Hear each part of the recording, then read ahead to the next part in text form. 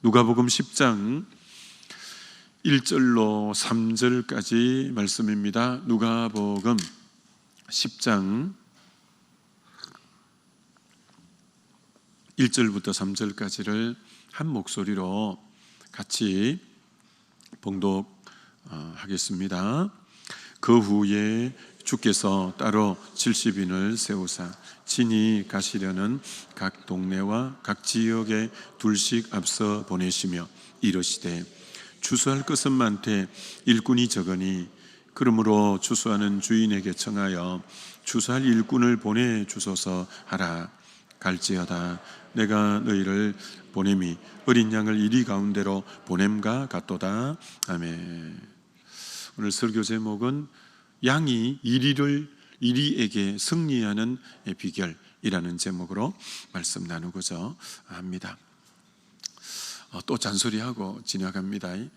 3부 예배 때 차가 너무 많이 와서 돌아가니까 3부 예배 나오시는 성도님들, 물론 2부에서 3부 때까지 차대에 놓는 여러분, 정말 그런 분들은 어떻게 하든지 주일날 한 명 전도하는 게 차를 대중교통을 이용하는 거다 이렇게 생각하시고, 그래서 가능한 한 3부에 나오시는 분은 대중교통을 이용해 주시면 큰 복을 받을 것이다 생각이 됩니다. 자, 한 번 더 추수할 것은 많되 일꾼이 적다.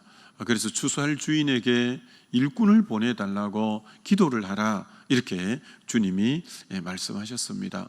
그래서 우리는 끊임없이 기도를 해야 됩니다. 하나님, 추수할 일꾼이 적으니 일꾼을 보내달라고 저와 여러분이 여러분 지금 부서에 여러분이 섬기는 기관에 구체적으로 일꾼이 적으면 기도를 많이 하셔야 됩니다. 하나님이 일꾼을 보내달라고 기도를 주님이 가르쳐준 기도의 제목이에요. 일꾼 보내달라고 기도하라 이렇게 했기 때문에 계속 일꾼 보내달라고 여러분이 기도하시고, 근데 그 기도를 하면 이 응답이 반드시 온다 했죠.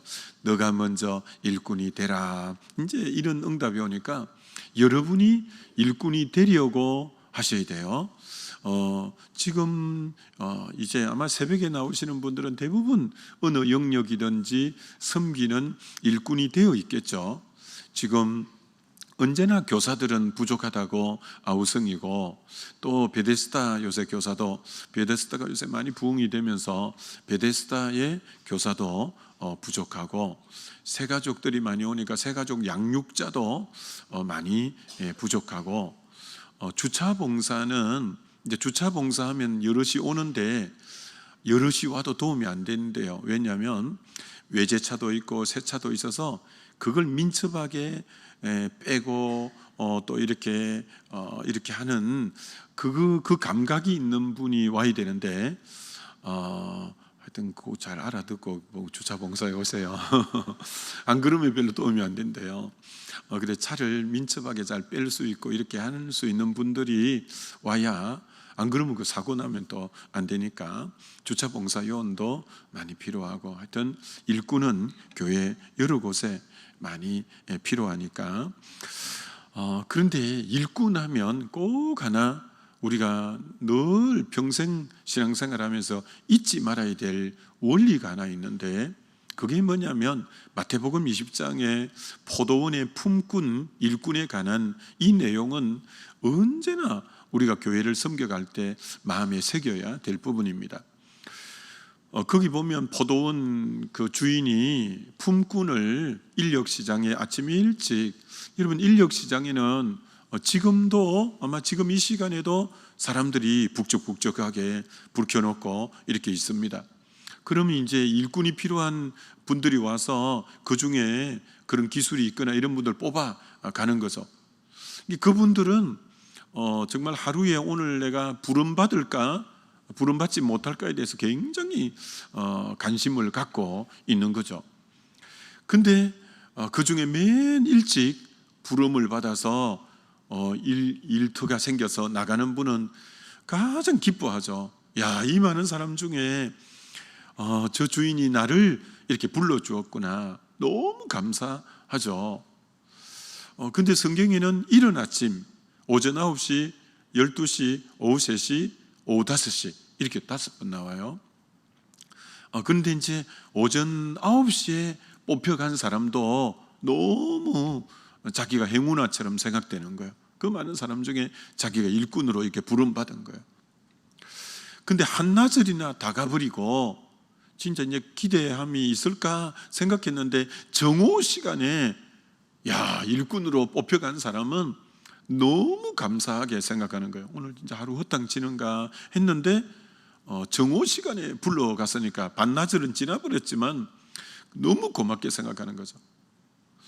그 뒤에 진짜 남은 사람은 진짜 별로 일도 잘 못하고 몸도 왜소하고 특별히 가진 기술도 없고 그런 이제 분들이 좀 남아 있는데, 이 주인이 오후 3시에 와서도 몇몇 사람을 불러서 자기 포도원에 가서 일하라고 하는 거예요. 이제 일할 수 있는 시간이 오후 5시가 되어버렸으니까 정말 1시간밖에 없는데, 이 주인이 정말 대단한 주인이죠. 그때 와서도 우리 포도원에 가서 일하라고 하니까 그분은 진짜 오늘 하루 완전히 이제 헛당치고 줄임배로 오늘 저녁에 지내야 되나 이렇게 생각했는데 일꾼으로 부름받았으니까 너무 감사하죠. 여러분, 그 아침 일찍 부름받은 사람은 일찍 부름받은 것에 대한 또 고마움이 있고, 늦게 부름받은 사람은 늦게 부름받은 것에 대해서 감사함인데, 이걸 우리에게 적용하면 일찍 부름받은 사람은 모태신앙이나 초등학교 때 부름받은 사람이라고 한번 해보시면, 오전 9시에 부름받은 사람은 중고등부 때 부름받은 사람이라고 한다면, 정오 시간에 부름받은 사람은 청년회 때 부름받은 사람이라면, 오후 3시는 50대 정도의 부름받은 사람이라면, 1시간밖에 남겨놓지 않고 부름받은 사람은 60대 이후에 부름받은 사람이라고 가정을 해볼 수 있겠죠. 그러나 하여튼 일꾼으로 부름받았다는 것에 대해서는 너무나 이건 하나님의 사랑이다, 이건 정말 자격도 없는 나에게 거저 주시는 은혜다, 이건 정말 주인이 나를 불쌍히 여겨주셔서 불러주셨다. 우리 모두 부름받은 사람은 최소한의 그 하나님의 사랑, 그 하나님의 은혜, 그 하나님의 긍휼 때문에 참 감사하는 마음이죠. 내가 뭐라고 이렇게 일꾼으로 불러주셨구나, 이제 우리 가족들 다 부양할 수 있겠구나, 너무 고맙죠. 그러니까 주인이 자기를 부른 것에 대한 은혜를 생각하는 사람은, 은혜라고 생각하는 사람은 따라오는 게 감사가 따라오는 거죠.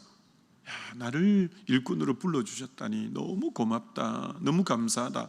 그래서 은혜를 계속 기억하는 사람은 은혜다, 지금까지 참 온 것이 은혜다, 은혜라고 생각하는 사람은 너무 감사하다, 너무 감사하다. 이게 은혜와 감사는 같이 나가는 거예요. 은혜를 잊으면 감사가 안 나옵니다. 근데 여러분이 여기까지 온 것이 나의 나됨이 하나님의 은혜입니다. 은혜라고 생각하는 분은 감사가 안 나올 수 없습니다. 여기까지 건강을 지켜주셨고, 여기까지 일할 수 있는 일터를 주셨고, 참 우리 자녀들 저렇게 양육할 수 있게 해주셨고, 이렇게 해주셨고, 만 가지가 은혜라고 생각하면 감사가 반드시 동반되게 되어 있습니다. 일꾼에게 잃어버리지 말아야 될 게 요 마음입니다. 참 은혜입니다. 은혜입니다. 여기까지 써주신 것만해도 은혜고, 정말 정말 은혜라고 늘 생각하는 은혜의식을 망각하면 참 재미가 없습니다. 우리는 정말 헤아려 보고 생각해 봐도 은혜라고 말할 수밖에 없고, 그러면 언제나 감사가 나옵니다. 근데 이 일꾼들이 아침 일찍부터 오후 5시까지 부름받은 사람이 전부 은혜라고 생각했어요. 너무 고맙게 생각했어요. 주인님이 너무 감사하다고 생각했어요. 그런데 어떤 계기로 이 마음이 확 뒤집어져 버린 거예요. 주인은 변한 게 하나도 없어요. 주인은 변함없이 사랑이 많은 분이었고, 우리에게 은혜 베푸는 분이었고, 우리를 긍휼히 여기는 분이었어요. 주인이 너무 좋은 분이 되어서 오후 5시에 온 사람에게 일한 n분의 1의 일당을 지불해 갖고는 가족이 부양이 안 될 것 같은 거예요. 주인이 손해보고 아유, 이 사람 몸도 왜소하고 기술도 없으니까 아무도 안 불러갔는데 그래도 1시간밖에 일을 했다고 1시간 임금만 주갖고는 이 사람 가족 오늘 먹을 거 사갈 수도 없겠다. 주인의 배려로, 주인의 사랑 많음으로, 주인의 은혜 많음으로, 주인의 긍휼 많음으로 1시간밖에 일 안 한 사람에게도 주인이 손해보고 하루 일당 한 데나리온을 주기로 주인이 결정한 거예요. 그러면 바로 된 사람 같으면 야, 참 주인님 대단하시네. 참 저분 진짜 1시간 일한 것만 받아가면 어쩔까 걱정이 됐는데 주인님의 저 배려로 저분도 하루 품삯을 받았으니 정말 좋은 주인님이네. 너무나 귀한 주인님이네. 정말 박수를 우리가 쳐드리고 싶네. 이렇게 반응해야 사실은 굉장히 건강한 반응이죠. 근데 아침 일찍부터 일한 사람들이 그렇게 생각을 안 했다는 거예요. 우리는 아침부터 정오 시간에 그 때학볕에 일했는데 우리도 한 데나리온이야? 저 사람은 1시간밖에 일 안 했는데 저 사람도 한 데나리온이고 이렇게 생각하는 비교를 딱 하는 거예요. 그럼 우리는 훨씬 더 많이 받아야지. 이렇게 생각을 하는 거예요. 주인님이 손해보고 저분에게 더 주기로 결정한 건데 그때부터 주인님은 나쁜 주인이 이들에게는 되기 시작하는 거예요. 어떻게 우리와 같이 취급하냐? 저 사람 저밖에 일 안 하고 우리는 이렇게 많이 일했는데 어떻게 그럴 수가 있냐? 이런 걸 뭐라고 하냐면 공로의식이라고 하는 거예요. 여러분이 일생 동안 주님을 섬길 때 무슨 마음이 들면 안 되냐면 공로의식이 들면 안 돼요. 내가 이 교회를 위해서 얼마나 수고했는데, 내가 얼마나 헌금했는데, 내가 얼마나 충성했는데, 대를 이어 충성했는데, 어느새 그게 모든 주인의 고마움, 이게 나의 신앙의 주어가 주님이 되어야 돼요. 주님이 나 위에 십자가 피 흘려 주셔서 제사해 주셨고, 주님이 나에게 성령을 보내셨고, 주님이 나를 자녀 삼아 주셨고, 주님이 그동안 은혜 주셨고, 이게 주님의 주어가 항상 주님이 되고 주님이 되어야 되는데 어느새 주어가 자기가 된 거예요. 내가 얼마나 수고했는데 라는 공로의식이 딱 마음에 사로잡는 순간 주인은 아주 나쁜 주인이 되고 주인은 불공평한 주인이 되고 주인은 정말 우리에게 이렇게 우리를 박대한 주인이 되고 우리를 정상적으로 해주고 저기에 좀 더 긍휼을 베풀어 준 것밖에 없는데 공로의식이 딱 되면서 내 일한 것이 주어가 되어버리고 중심이 되어버리니까 그러면 공로의식이 가면 따라가는 게 있는데 불평이 딱 따라가는 거예요. 불평이 따라가는 거예요. 은혜의식이면 딱 따라가는 게 감사가 따라가는데 공로의식이 되면 불평과 원망이 싹 따라가는 거예요. 그럼 이 사람은 아주 불행한 사람이에요. 아주 불행한 사람이에요. 그래서 우리 주님이 나중된 자가 먼저 된다.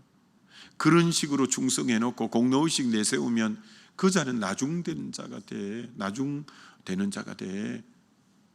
그래서 주의 교회는 내가 아무리 헌신하고 대를 이어 충성할지라도 공로의식이 들어오는 순간 불평과 원망이 있는 거예요. 주님이 주어가 안 되고 내가 주인이 딱 되는 순간 내가 얼마나 헌신했는데, 내가 얼마나 수고했는데, 일이 되면 아주 빛이 바래버려. 빛이 바래고 냄새가 나고 아주 안 좋은 거예요. 일꾼에게 절대적으로 없어야 될 게 공로의식. 그러면 불평이 확 따라와요. 원망이 따라와요. 그럼 원망거리밖에 안 보여요.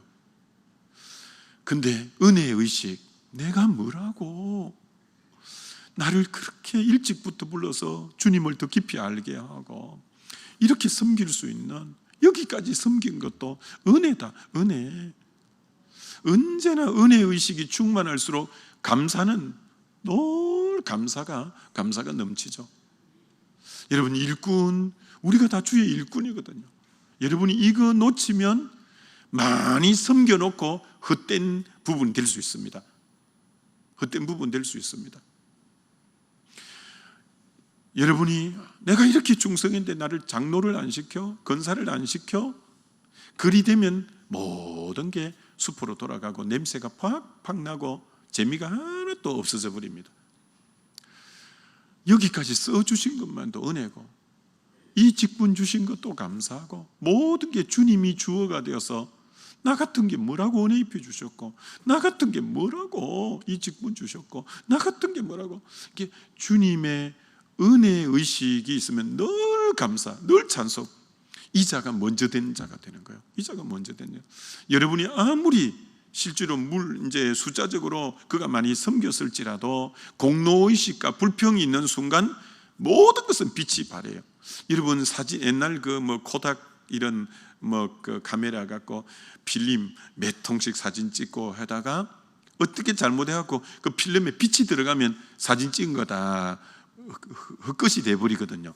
헛것이 빛이 들어가 버리면, 여러분이 그렇게 많이 섬겨놓고 아름다운 헌신을 했는데 공로의식이 들어가는 순간 필름에 빛이 들어가서 모든 게 무산되는 것과 같은 거예요. 절대로 그러면 안 돼요. 일꾼의 기본 동작은 은혜의식 가운데 감사해요. 지금 이 시간 불러가도 써주신 것만 해도 은혜요 감사합니다. 이 자세가 얼마나 아름다운 자세인가라는 거예요.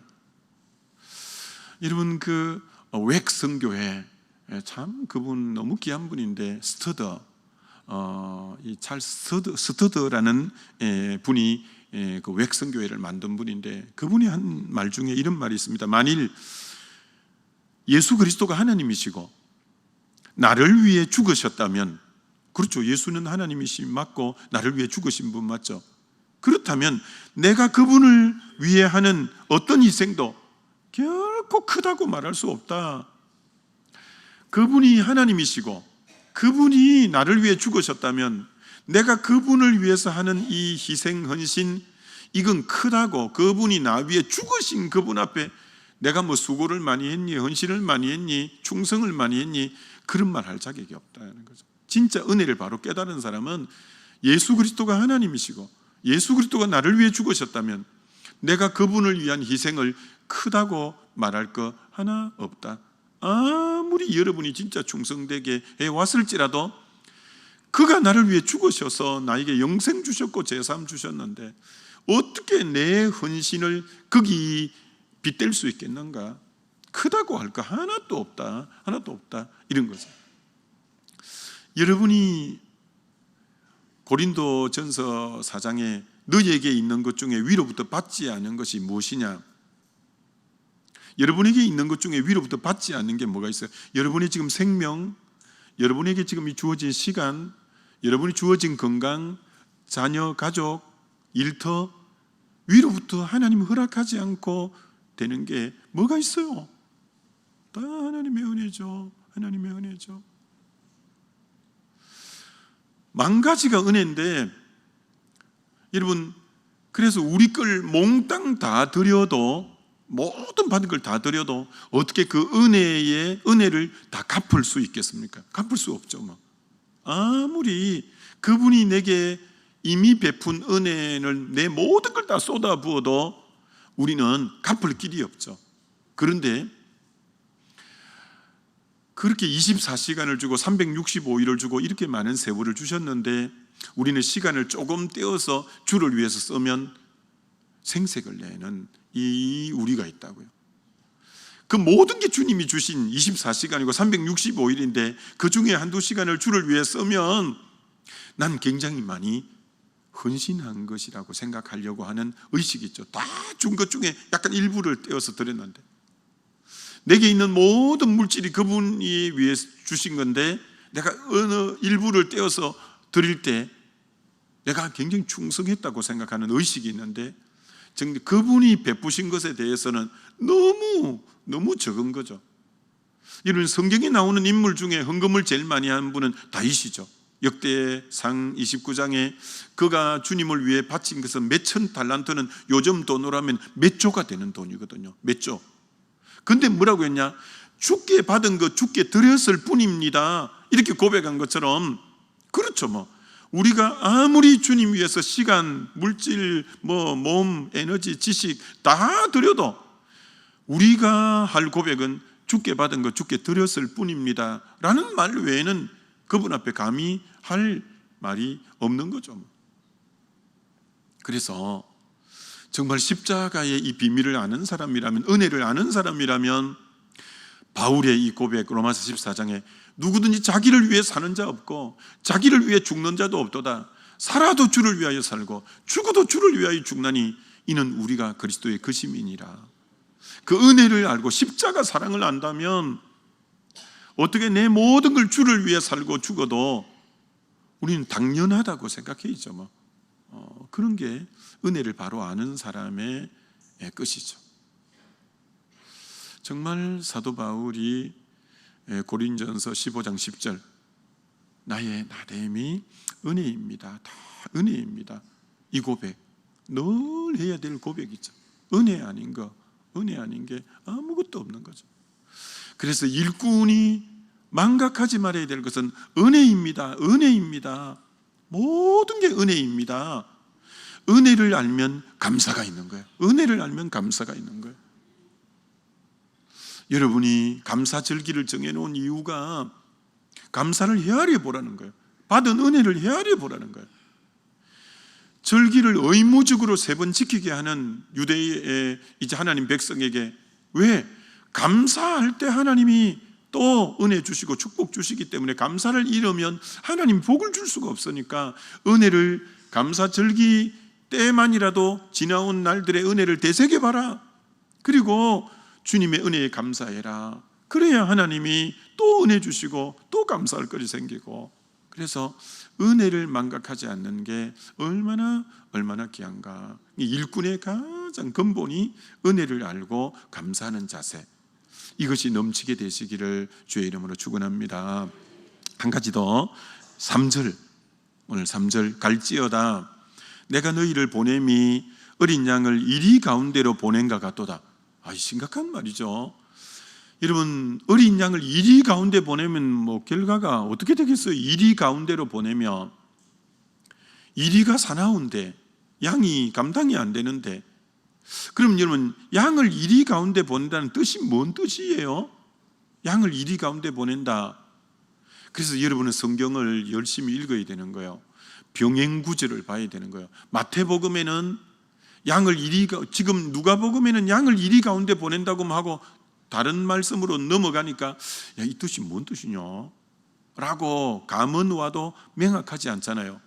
그래서 병행구절 마태복음 10장에는 그 다음 구절을 쭉 써놓았는데, 이렇게 써놓으면 그래, 요게 요 말이지. 그럼 여러분이 먼저 제가 정답을 말씀하기 전에 머리로 먼저 생각해 보셔요. 양을 이리 가운데 보내면 어떤 결과가 나오는지 한번 생각해 보세요. 양을 이리 때 가운데 보내면 양이 지금 어떤 일을 당할 건지를 먼저 생각을 쭉 해보고, 그럼 제가 이제 답을 말씀드려 볼게요. 마태복음은 이렇게 된다는 거예요. 양을 이리 가운데 보낸다는 그 다음 구절이 너희를 공회에 넘겨주겠고 그들을 회당에서 채찍질하리라. 이제 양을 이리 가운데 보내면 양이 얼마나 어려움을 당하고 찢기고 물리고 죽임을 당하고 이리 때 가운데 그리 되는 것처럼 공회에 넘겨주고 채찍질을 당하고, 그리고 총독들과 임금들 앞에 끌려가고 너희를 넘겨주게 될 것이고, 형제가 형제를, 아비가 자식을 죽는 데 내어주며 자식들이 부모를 대적하여 죽게 하리라. 모든 사람에게 미움을 받을 것이나. 그게 양이 이리 때 가운데 복음 전거하러 갔을 때 당하는 구체적인 표현을, 양을 이리 때 가운데 보내는 게 가서 채찍질 맞고 미움 당하고 이제 전도한다고 잡혀서 실제로 지금 중동 지역에는 재판에 넘어가게 되고 완전히 이렇게 되는 거죠. 심지어 죽임을 당하게 되고, 그만큼 많은 이 복음 전거길은 사도 바울이 실제로 1차, 2차, 3차 전도 여행을 통해서 고린도후서 11장에 강도의 위협, 강의 위험, 동족의 위험, 이방인의 위험, 거짓 선자의 위험, 뭐 3번 태장을 먹고 돌로 맞고 하는 40에 하는 가면미를 몇 번 맞고 뭐 얼마나 많은 핍박이 있어요. 그러니까 양을 이리떼 가운데 보내니까 다가오는 것은 핍박, 고난, 뭐 나머지 이제 순교에 이런 어려움이 있을 거라는 거예요. 자, 그럼 양을 이리떼 가운데 보내면 결과가 양이 져야 되고 양이 다 이제 잡혀 먹어야 되고 패배해야 되는 것으로 결론이 나질 것 같은데 답은 그렇지가 않다는 거예요. 야, 이게 비밀이라는 거예요. 양을 이리떼 가운데 보내면 그렇게 많은 고난도 있고 아픔도 있지만 결국 양이 승리해요. 로마에 10대 박해가 있었지만 로마가 기독교 국가가 되어버리는 거야. 야, 이거 뭐 어떻게 해석해야죠? 이게 하나님의 일하심의 원리예요. 양을 이리떼 가운데 보내는데 도리어 로마가 기독교 국가가 되고 복음화가 되어버리는 이 역사. 자, 그럼 여기서 어떻게 그러면 양이 이리떼 가운데에서 승리할 수 있고 도리어 양이 이리떼보다 더 행복할 수 있는 비결이 있다는 거예요. 여러분, 이리나 호랑이나 곰이나 사자는 스스로 사는 존재들이에요. 양은 성경에 양이 나올 때는 반드시 불가분의 관계인 목자와 함께 하는 거예요. 목자와 함께 하는 거예요. 목자가 양을 앞서가서 인도하고 목자가 양을 위해서 목숨까지 바치면서 양을 보호하지 양은 혼자 존재가 아니에요. 양은 이리에 비해서 훨씬 약하고 그렇지만 언제나 양이 가는 곳에 목자가 함께 하는 거예요. 성령이 함께 하는 거예요. 성령이. 그래서 넉넉히 이기고 남는 거예요. 이게 비밀이에요. 이게 비밀이에요. 양은 이리에 비해서 훨씬 약하지만 목자가 함께 하기 때문에 훨씬 더 행복하고 훨씬 더 강할 수 있는 비결이라는, 강할 수 있는 비결.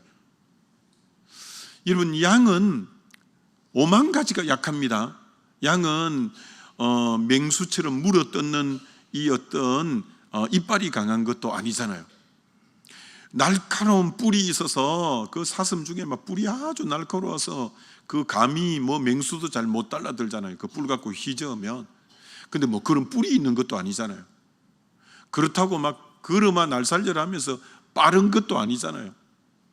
눈이라도 밝아서 막 금방 이렇게 도망갈 수 있는 눈의 시력이 좋은 것도 아니잖아요. 세상에 우둔하고 이런 적에 대해서 없는 양이 하나 뛰어난 게 하나 있는데 뭐가 뛰어날까요? 양은 기가 밝아요. 다른 건 다 부족한데 기가 밝아요.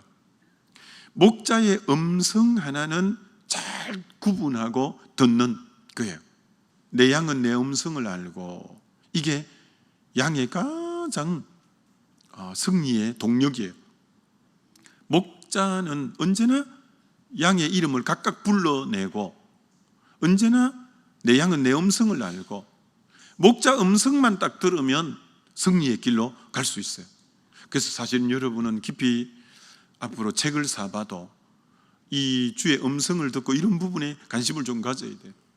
목자의 음성을 잘 듣고 반응하는, 이게 바로 성령의 인도받는 방법이요, 영이 민감한 부분이요, 이런 부분에 여러분이 뛰어나야 돼요. 그래서 넉넉히 이기는 거죠. 이 목자가 내가 내 양을 알고, 이렇게 요한복음 10장에 말하는데 이게 헬라어로 보면 현재 시제예요. 지금 양의 형편을 제일 잘 아는 분이 목자예요. 여러분, 부부보다도 목자 되신 주님이 배우자를 더 잘 알아요. 부모보다도 자식을 더 잘 아는 분은 목자예요. 여러분, 정말 그렇습니다. 부모님을 자식이 더 잘 아는 게 아니라 목자 되신 주님이 더 잘 알아요. 지금 내 형편, 내가 겪고 있는 이 처지, 그 누구보다 정확하게 아는 분은 우리 목자이신 내 주님이신 줄 믿습니다. 정말 그래요. 그래서 오늘 기도할 만한 거예요. 왜? 여러분 형편을 가장 잘 아시니까요. 가장 잘 아시니까요. 근데 이 목자가, 제가 정말 이 부분에 지난날 은혜를 받았을 때 그렇게 기뻐했는데 시편 40편과 시편 139편에 이 목자의 굉장히 큰 특징이 하나 있는데 이런 특징이 있어요. 시편 40편 5절에 여호와 나의 하나님이여 주께서 행하신 기적이 많고 우리를 향하신 주의 생각이 많아 셀 수가 없나이다. 이게 목자가 양의 미래를 향해서 가지고 계신 생각은 많아서 셀 수가 없대요. 이런 목자가 양을 향한 이 양의 앞으로의 로드맵, 어떤 비전에 대해서 쫙 가지고 계신 분이 목자예요. 셀 수가 없대요. 그걸 시편 139편에는 주의 생각이 내게 어찌 그리 보배로우신지요. 생각 하나하나가 쓰잘데기 없는 생각이면 뭐 하겠어요. 근데 너무 보배로운 나의 미래에 대해서 생각을 가지고 계시는 게 보배로운 생각이 셀 수 없을 정도로 많이 있으니까 양이 나를 향한 계획을 그렇게 청사진을 다 가지고 계신 그분의 음성에 귀를 기울이고 나를 향해서 충분한 계획을 갖고 계시고 보배로운 생각을 갖고 계신 그 음성에 따라 반응할 때 여러분 제일 좋은 결과가 나타나게 되는 줄 믿습니다. 그래요. 어제 저녁부로 우리 부교육자 2분을 더 모셔야 돼요. 3대 교구도 이번에 7대 교구가 나누어져서 젊은 부부 교구와 또 7대 교구로 나누어져서 어제 저녁부로 교구 목회자 2분이 거의 이제 확정이 다 됐는데 아주 우리가 그동안 기도했는데 신실한 2분이 이렇게 세워지게 되어서 너무너무 감사해서 끝까지 하나님 신뢰하고 기도하고 할 때 좋은 또 2분의 부교육자를 이제 세울 수 있게 되어서 얼마나 감사하고 그동안 계속 기도하고 여러분들이 지원했지만 우리가 원하는 적임자가 잘 아니고 해서 계속 했는데 참 좋은 2분이 이제 확정이 되어졌어요. 그런 것처럼 하나님을 끝까지 신뢰하고 기다리면 제일 좋은 것으로 응답해 주실 줄 믿습니다. 하나님 그렇게 늘 예비하셔요. 오늘 이 새벽에도 나를 향한 그 보배로운 생각을 갖고 계신 주님 앞에 기도할 때 하나님께서 제일 좋은 것으로 응답해 주실 줄 믿습니다. 기도하겠습니다. 우리 기도할 때 정말 일꾼은 평생 주님 공로의식 갖고 불평하지 않고 은혜의식 갖고 감사하게 하옵소서. 내가 얼마나 수고했다고 내가 주어가 되지 않고 하나님이 나 구원해 주시고 은혜 주신 하나님 은혜의식 가운데 감사하는 우리가 되도록 주님 양이지만 얼마든지 행복하게 살고 승리할 수 있는 이 비결 목자의 음성을 잘 귀 기울이며 승리하게 해달라고 우리 주여 한번 부르고 기도합니다.